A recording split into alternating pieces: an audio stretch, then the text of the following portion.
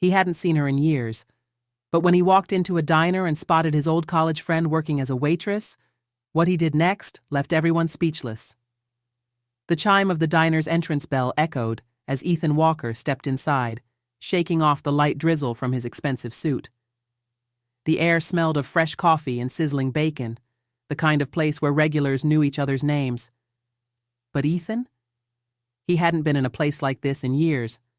As a self-made billionaire tech entrepreneur, his life was filled with luxury hotels, fine dining, and private jets.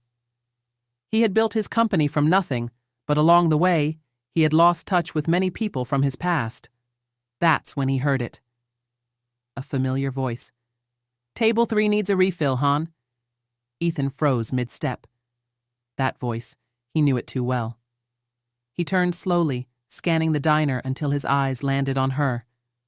Claire Lawson, his best friend from college, the one who had pulled all-nighters with him, who had believed in his crazy business ideas before anyone else did. And now? She was standing behind the counter in a worn-out uniform, balancing plates and taking orders with a tired smile.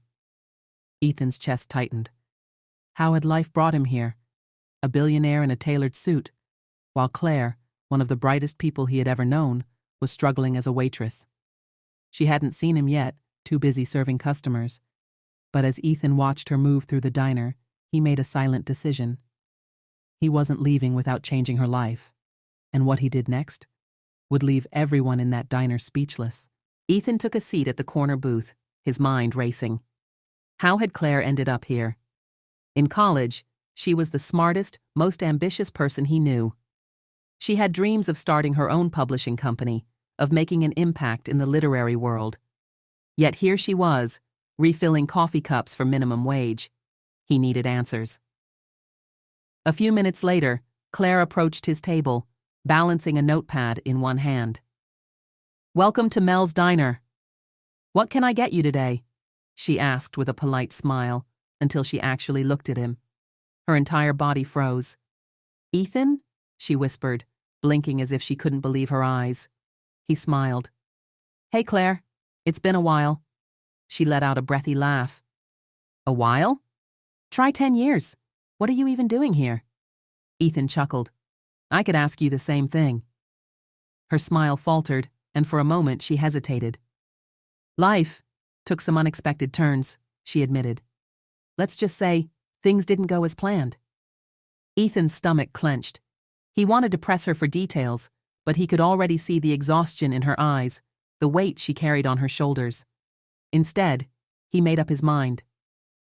"You free after your shift?" he asked casually. "I'd love to catch up." Claire hesitated but eventually nodded. "Yeah, I finish in an hour." Ethan smiled. "Perfect. I'll wait." What Claire didn't know was that while she finished her shift, Ethan was already making a phone call. Because after tonight, she would never have to wait tables again. An hour later, Claire untied her apron, rubbing her sore shoulders. She walked toward Ethan's booth, still shocked that he was here. "All right, billionaire," she teased, sitting across from him. "Tell me, what's life like at the top?" Ethan smirked. "Busy, but enough about me." "What happened, Claire? You were supposed to take over the publishing world." She sighed, staring at her coffee cup. "Life happened," she said softly. "My dad got sick right after graduation. I had to take care of him, so I put my dreams on hold. After he passed, I tried to start over, but things didn't go the way I planned." Ethan felt a pang of guilt. While he had been building empires, Claire had been sacrificing everything for her family. "You were always the one who believed in me," she continued with a sad smile. "And now? I'm just here."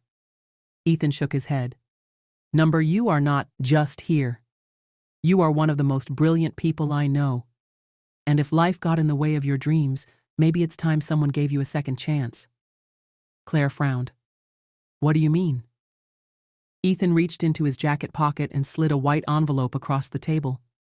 Claire hesitated before opening it, and when she saw what was inside, she gasped. A fully funded business proposal, an office space lease in New York, a $250,000 check to launch her dream publishing company. Claire's hand covered her mouth. Ethan, what is this? He smiled. It's your future, the one you were supposed to have. Let's build it, together. Tears filled her eyes. I can't accept this. It's too much. Ethan shook his head. You once helped me believe I could do the impossible.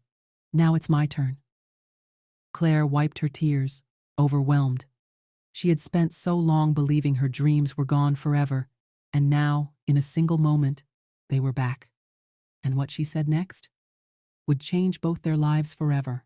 Claire took a deep breath, staring at the proposal. Then, she closed the envelope and looked at Ethan. I don't want a handout, she said firmly. Ethan's eyes widened in surprise. Claire, this isn't... She held up a hand. But I do want a partner. Ethan blinked, then grinned. So you'll do it? He asked. She nodded, determination flashing in her eyes. On one condition, I earn my place. No special treatment. We build this company together, just like we dreamed about back in college. Ethan leaned back, nodding. Deal.